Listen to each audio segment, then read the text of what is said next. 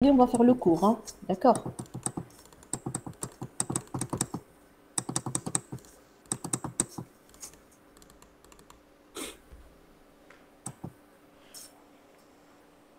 On va commencer le deuxième chapitre.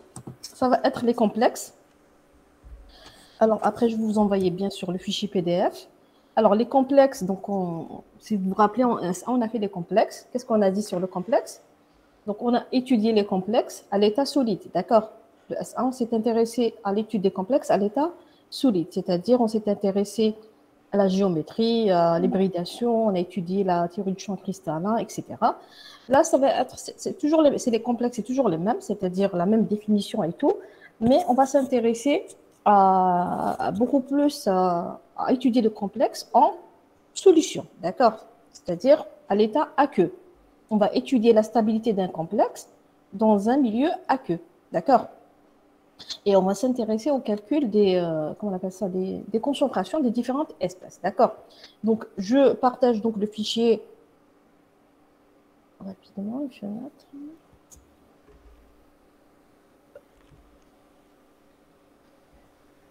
C'est bon, vous avez le partage? Oui, madame. Bien. Donc, je rappelle, un Oui, madame. complexe, c'est quoi? Un complexe, ce qu'on a fait la dernière fois, c'est un composé, d'accord? C'est un composé polyatomique. Il est formé de quoi? Il est formé d'un atome central, ok? Donc, le métal de transition, un atome central, entouré par quoi? Entouré par des ligands. Ces ligands qui Délicat. peuvent être. Je vais accepter parce que juste il y a des étudiants qui arrivent. Alors, qu'est-ce que je fais? Okay.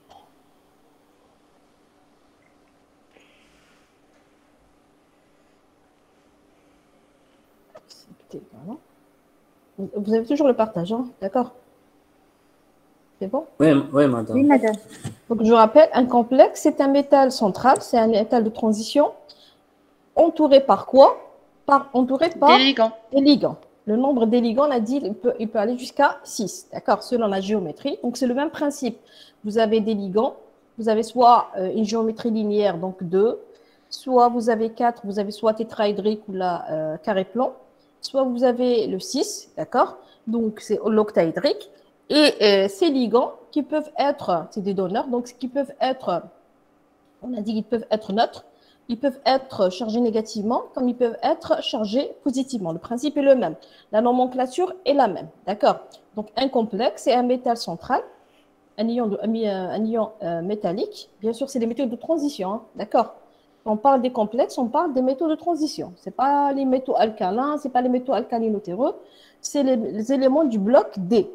C'est les éléments du bloc D qui peuvent former des complexes avec des ligands donneurs. D'accord? Donc, on peut avoir, on a dit, des ligands qui sont neutres. On a dit, par exemple, NH3, H2O. On peut avoir des ligands qui sont chargés négativement, c'est des CN-, par exemple. Positifs, bon, KN comme quelques-uns, mais beaucoup plus, donc négatif et neutre. Un complexe, on a dit aussi qu'il peut être aussi neutre, positif ou négatif. D'accord? La charge du complexe, elle varie selon donc, le nombre de ligands et le degré d'oxydation du métal central. D'accord? On a vu des complexes avec des charges positives, on a vu des complexes avec des charges négatives, on a vu des complexes qui sont neutres. OK? Donc le principe est le même. Donc la nomenclature, vous pouvez revoir donc toutes les définitions qu'on a vues en S1, je les fais en détail. Et là, vous allez avoir donc, pour la nomenclature, c'est le même principe. Donc, on commence par mettre le nombre de ligands hexa, di, etc. Préciser le degré d'oxydation du métal central, etc. D'accord? C'est le même principe que le chapitre qu'on a traité en S1. D'accord? Donc la définition, vous pouvez la revoir. Donc je peux vous la renvoyer, il n'y a pas de souci. Mais il faut la revoir. D'accord? On ne va pas tarder là-dessus. Alors je vais continuer. Vous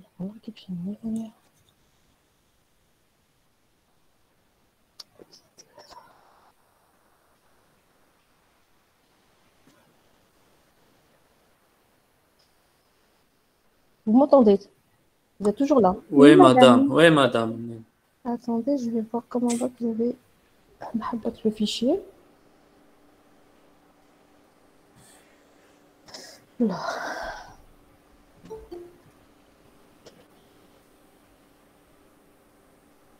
Accepter l'écran.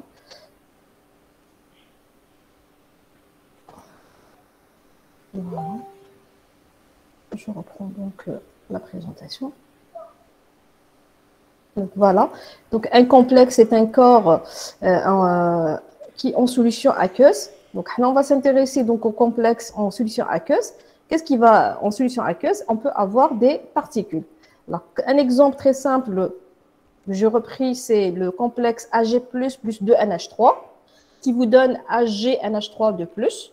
Vous avez donc Ag+, c'est l'ion métallique, NH3, c'est les ligands, aussi on peut les appeler coordinats, qui vous donne le complexe AgNH3 de plus. Le 2 que vous avez ici, on l'appelle indice de coordination. Là, c'est un complexe qui est linéaire.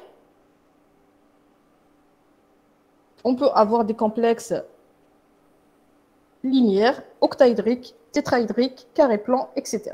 D'accord? Donc, en solution aqueuse, qu'est-ce qu'on a? On va définir une constante. Qui m'a les acides et bases, on a défini une constante d'acidité. D'accord? Une constante de basicité. Les complexes en solution, je vais accepter, il y a des gens qui arrivent.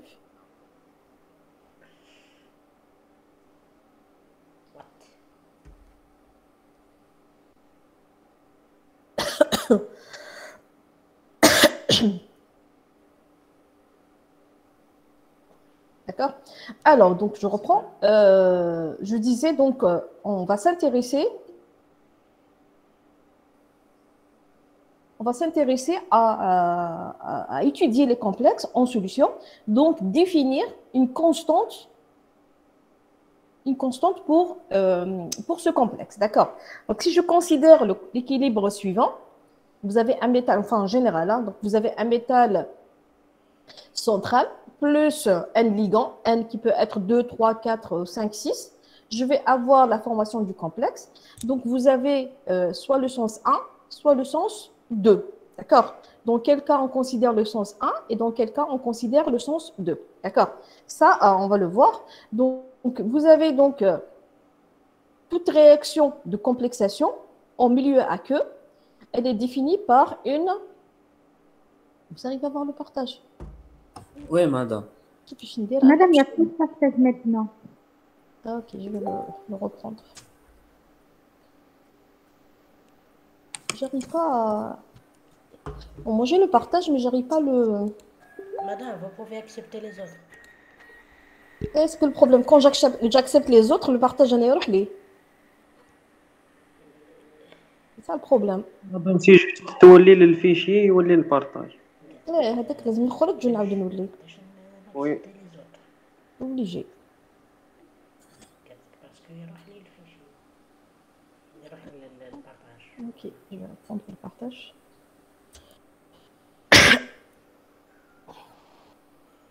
Madame, sinon partagez l'intégralité de tout l'écran.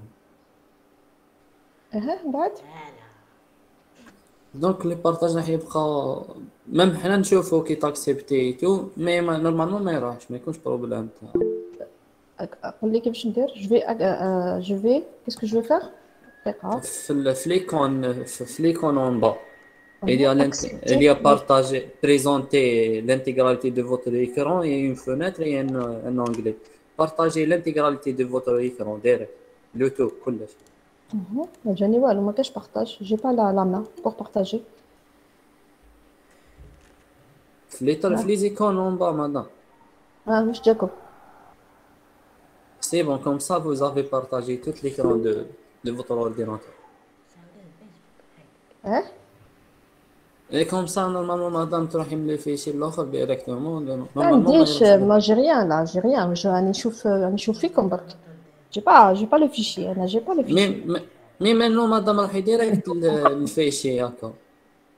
انا راح هكا الفيشي انتم راكم تشوفوا فيه. Repartagez, madame. دقيقة خلطتوها لي شوية mais bon. Je reprends. Je vais faire l'intégralité de mon écran. Ok. Ouais. هكا جاكم le partage. Oui. Oui. Oui. Très bien. Donc, vous avez le Après, partage. ouais, après, في la barre des tâches من تحت, à chaque fois, برك تروحي هكا, mais ما Là, يروحش là, Thomas, l'essentiel, là, qu'on le partage. Oui, وي madame. Très bien. Oui. D'accord. Ok, donc je reprends. Donc, toute réaction de complexation. Alors, ce qu'il faut savoir, on peut former le complexe en partant d'un métal de transition plus des ligands pour former le complexe. Donc, c'est le sens 1. Comme on peut avoir un complexe pour le dissocier. D'accord? On peut avoir une dissociation du complexe ou la formation d'un complexe. Cet équilibre que vous avez ici, donc M plus N ligand qui vous donne le complexe, donc selon l'exemple, va vous permettre définir. Bon, je vais accepter. Essayez d'être à l'heure, s'il vous plaît. Donc, cette réaction, donc le sens 1 ou le sens 2, il est défini par une constante de formation. D'accord? Une formation KF, c'est le sens 1, je forme le complexe, ou une constante de dissociation, c'est-à-dire le sens 2. D'accord? Donc, un équilibre, une réaction de complexation, elle est définie soit par une constante de formation, KF, soit par une constante de dissociation, KD. D'accord? Qui met les acides et les bases. Soit vous avez une constante d'acidité, soit vous avez une constante de basicité. D'accord? Je vais vous donner le lien qui existe entre les deux constantes.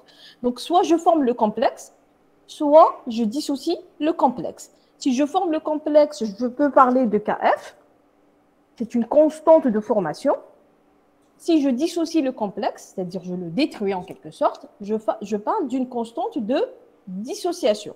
D'accord? C'est clair, ça c'est nouveau. Constante Oui, de madame. dissociation, Oui, madame. là une constante de formation. Ces deux constantes sont liées, d'accord? Je vais vous donner la constante de dissociation, elle est notée KD, pardon. Elle est égale à la concentration de l'ion métallique, bien sûr, à l'équilibre, la concentration de ligand à l'équilibre, sur la concentration du complexe à l'équilibre, d'accord? C'est des concentrations à l'équilibre. Si j'utilise KF, d'accord? C'est l'inverse. Le KF, c'est l'inverse de KD.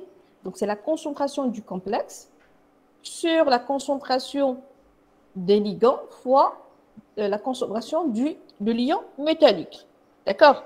Donc, la relation qui lie la constante de dissociation KD à la constante de KF, c'est que KF est égal à 1 sur KD, ou là, KD est égal à 1 sur KF. C'est l'inverse. D'accord? C'est clair? Oui, madame. Très bien. Madame, Maintenant, oui. madame, le cation, quel cation?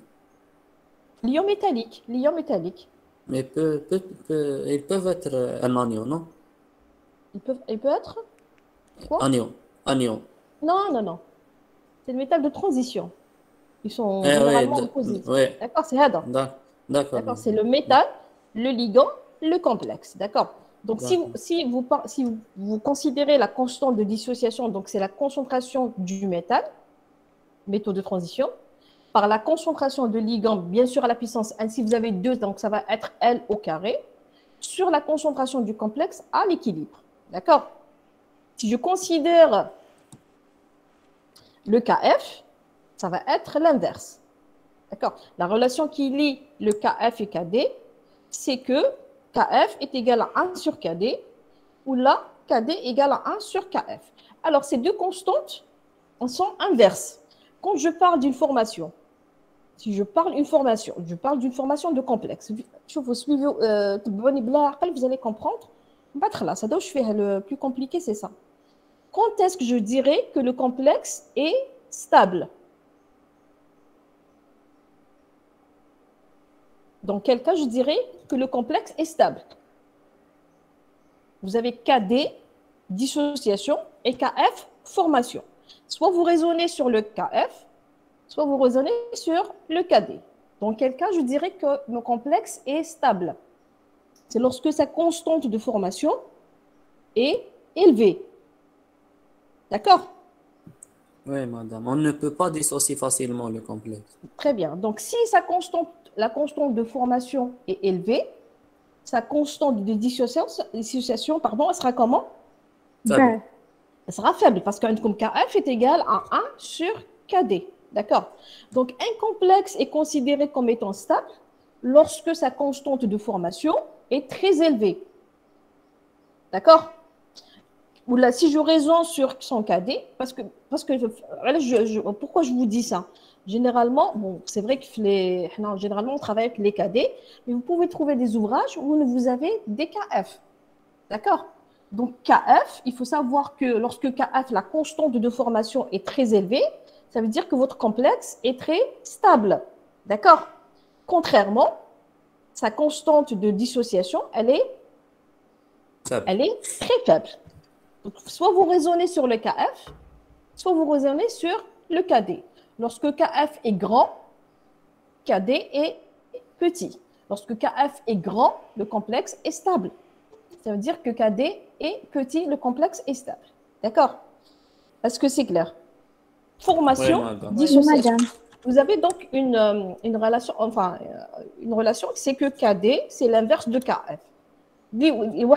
L'autre, il est petit. Si un est grand, l'autre est petit. Contraire.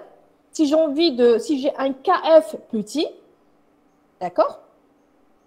J'aurai mon KD grand, d'accord? Là, la dissociation, elle est très rapide. Parce que là, quand on va faire le TD, vous allez voir, des fois, on vous donne une réaction de formation du complexe. Des fois, on vous donne une réaction de dissociation du complexe, d'accord? Soit le sens 1, soit le sens 2. On vous dit, est-ce que le complexe formé est stable ou pas?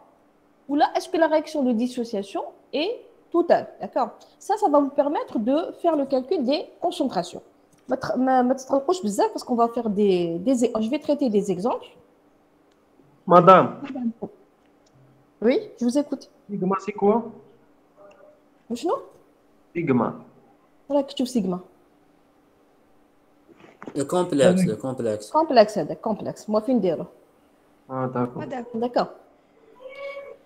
Là, donc, je rappelle KD, il faut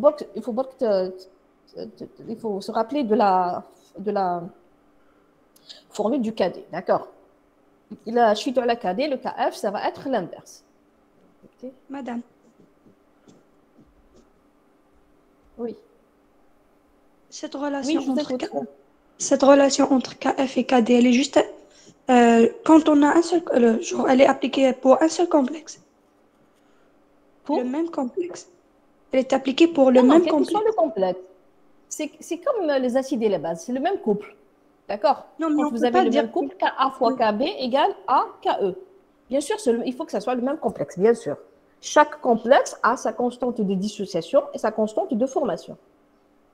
D'accord. D'accord? Pour un même complexe, vous avez une constante de dissociation qui est égale, par exemple, à 10 puissance moins 14. Son KF, ça va être 10 puissance 14. C'est l'inverse. D'accord. C'est général. Là, j'ai donné en général, mais elle est appliquée, bien sûr, au même couple. C'est la même chose. Hein. C'est pratiquement par analogie avec les acides et les bases. Vous avez un couple donneur-accepteur caractérisé par une constante KD ou une constante KF, telle que KD fois KF est égal à 1.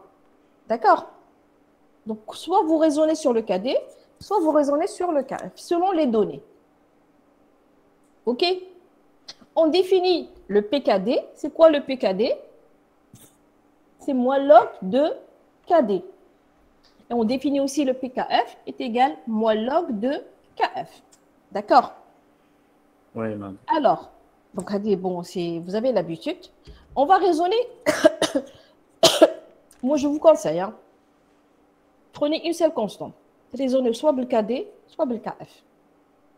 D'accord? Il faut les connaître parce qu'on peut avoir des exercices ou là, des ouvrages où on vous donne soit KF, soit KD. Bon, dans notre cas, on va vous donner que des KD. Lorsque KD est petit, PKD, il sera comment? Vous pouvez prendre... Élevé. Prenez une feuille, vous notez. Lorsque KD est grand, PKD... Qu'est-ce que j'ai dit? Lorsque KD est petit, PKD est grand. C'est ça. K ou le C'est ça. PK, madame. Je raisonne sur KD. Lorsque KD est grand, ou la petit, on va prendre l'exemple de KD. Lorsque KD est petit, PKD, il est comment? Z. Il est Grand. il est grand. Lorsque KD est petit, PKD est grand. Lorsque KD est petit, Ouais. ça veut dire quoi? PKD. Ça veut dire que PKD est grand. Mais je parle de la stabilité du complexe.